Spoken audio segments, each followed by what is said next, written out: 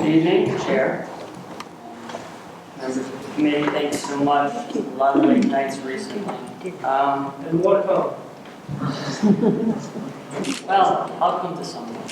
I want to start by saying I'm in support of this resolution. Obviously, there have been some issues pointed out, rightly so, where it may potentially require some amendment, and I think that, as with anything, evolution is required in order to move closer to perfection.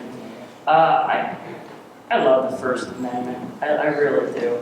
I'm gonna start with something that's a little before the First Amendment, though.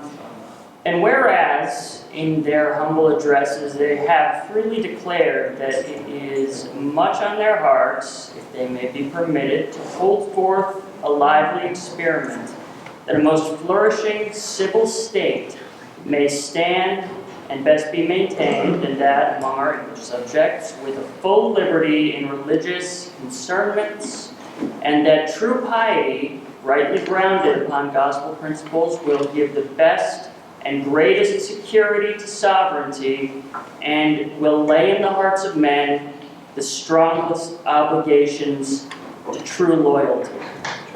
That was 1663. Something a little more recent I heard, closer and closer to 1984. That was Chairman People earlier tonight. I'm not going to go into the long list of the threats President Donald J. Trump poses to our friends and neighbors here in Rhode Island.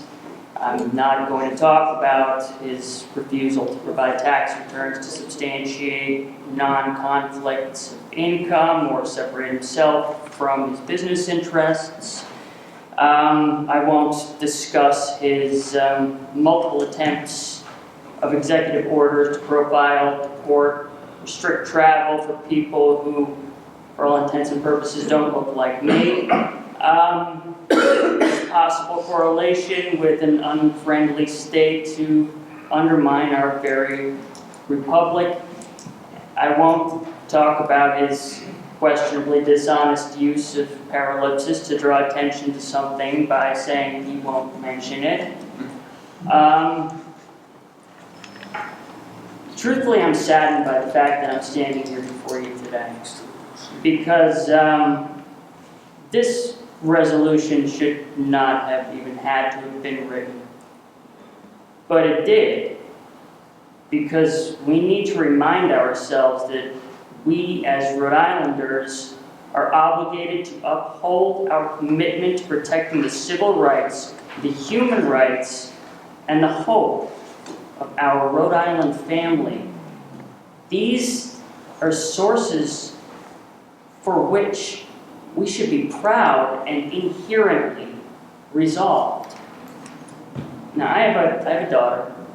She's 5 years old. Her name is Audrey Phoenix. She was 4 when Donald Trump was elected, and she likes to watch the news with Daddy. And watching Trump on cable news and in debates, she learned what it means to be a bully.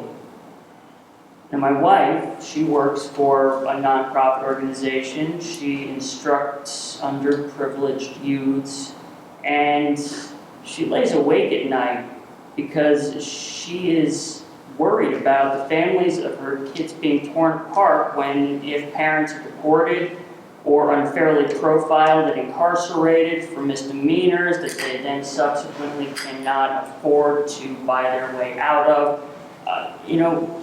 Even worse, they could be hurt for standing up for their rights and their dignities. I want my family to know that their state government has the moral fortitude to stand up to injustice from anyone and for everyone. I want to be able to assure them that our elected leaders don't just do things right, because you do, but that you're also willing to do the right thing. And so, here we are. And believe me, we are here. Those of us here who love Rhode Island, those of us here who will stand with and fight for the rights and the safety of all of our neighbors and our fellow Rhode Islanders. And we are willing to stand here and fight with every fiber of our solidarity. We will fight for hope. And in these unfortunate times where resolutions like this are required to be discussed and debated and moved forward for the very spirit in which they're written, these times of normalization of lies and the dissemination of distrust and the systematic erosion of civil rights, this resolution speaks hope to power.